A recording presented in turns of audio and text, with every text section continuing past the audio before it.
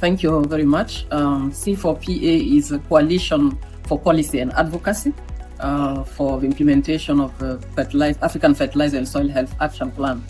Remember we had this Nairobi Summit, African Union Fertilizer and Soil Health Summit, which was held in Nairobi in May 2024. And the action plan is one of the deliberations of this summit.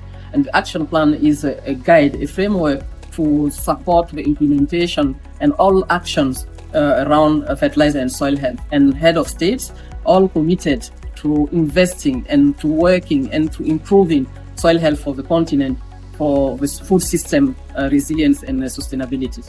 So the coalition is one of the 5 coalitions which are dedicated to supporting the 10-year action plan. So the Coalition for Policy and Advocacy is one of them, and it is to support the implementation of the outcome 1 under this whole framework, and is specifically addressing output 1.1, which is related to improving policies for in a continental, regional and national level to supporting the implementation, the domestication and implementation of the action plan. And it's a coalition of many organizations depending on their expertise, and AGRA is a member of this coalition. The coalition is led by ANAPRI. Each organization brings in expertise, so we are together to advancing this component of improving policies at continental, national and regional level for the soil health and fertilizer at domestication.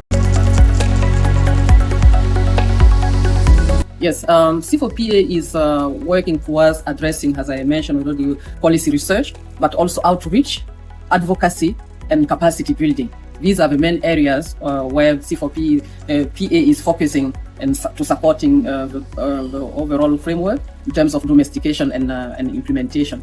So first of all, in terms of policy research, we need to understand what is the current status. So there is a need to do an assessment, first of all, but also since the domestication is country-based, this is where actions must happen. So it should be country-specific. This is where we are going to, first of all, as I said, understand, do an assessment, what is available and what needs to be done depending on the country. We can get a continental and regional framework, but at country level it should be specific. So it will depend on the assessment of the status.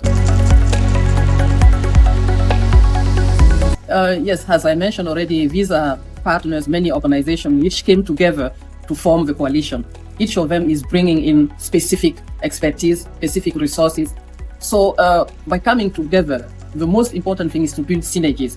Each of them have resources in terms of financial resources, but also in terms of expertise, capital resources. So by coming together, the synergy is very important. And also to leverage on what each others are doing to avoid duplication. Given even currently the landscape, the donor landscape, the funding, external funding landscape, coming together is very important to avoid duplication, as I said, but also to put together resources and also to get more impact at country level, but as you said, at farmers level, because at the end of the day, all our investment should benefit smallholder farmers. The policy, the improvement of policy should benefit smallholder farmers. The investment, there are various levels. We have all stakeholders, and as I mentioned, we also have coalitions, but we have also hubs which came out from this summit. We have, for example, the declaration is saying tripling the production of fertilizer on the continent. To do so, we need private sector investment because we are the one producing fertilizer. We also spoke about 70% of smallholder farmers getting access to knowledge, to technologies. So it means we need extension. So we need also to invest in extension. We in the declaration, we also have 30% of degraded land to be recovered. So technologies should be made available. All of this needs investment, and we are saying also policies to make private sector more comfortable in investing, or some areas like the subsidy programs to make them more smart and more appropriate for smallholder farmers. We need investment to do all of this. So each stakeholder has his way of supporting the implementation of the action plan. As I mentioned already, the declaration is saying we should have more fertilizer, more technologies available. 300% So it means tripling the production of fertilizer and making all the technologies available. This is the essence of the private sector. This is where they should support the government. This is their business actually. So, but they should also make sure farmers are aware of the benefit of using their technologies. And farmers should get return on their investment. If they're investing in their soil, they must have return on their investment. In the declaration, we are also talking about like soil mapping to make more technologies appropriate and specific to each context. So this is where also private sector could support, but also the extension. Nowadays, we are talking about pluralistic extension. So private sector should also support this kind of investment in every country.